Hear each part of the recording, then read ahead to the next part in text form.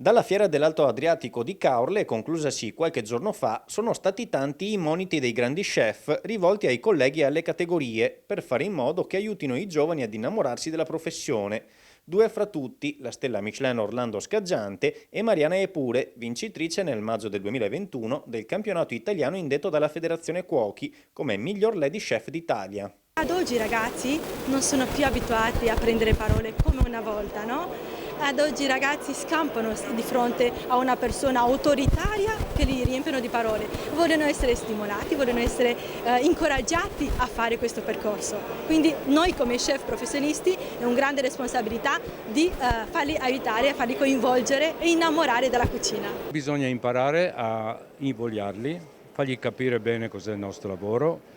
Gli imprenditori devono capire anche loro che non siamo più negli anni 60, ma siamo nel 2022, i giovani la pensano in maniera diversa e quindi bisogna lavorare anche con la loro testa. Soprattutto devi intraprendere il percorso di studi, devi fare un alberghiero e quindi perché senza gli studi non si va da nessuna parte. Percorsi comuni partiti dal basso, ma grazie all'incoraggiamento dei loro chef sono arrivati a carriere ben luminose. Ho deciso di fare la cuoca perché mi sono innamorata di questo semplice spaghetto e avevo bisogno di entrare in cucina.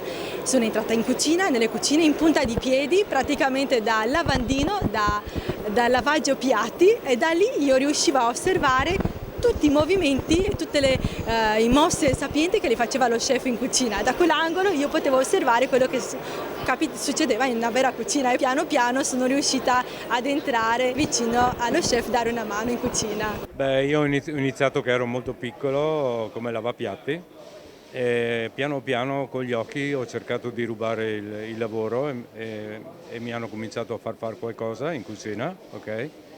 E ho avuto la fortuna poi di andare a lavorare in un ristorante con un personaggio, il mio titolare, che era veramente fantastico e mi ha lasciato fare quello che volevo e a 26 anni abbiamo preso la prima stella.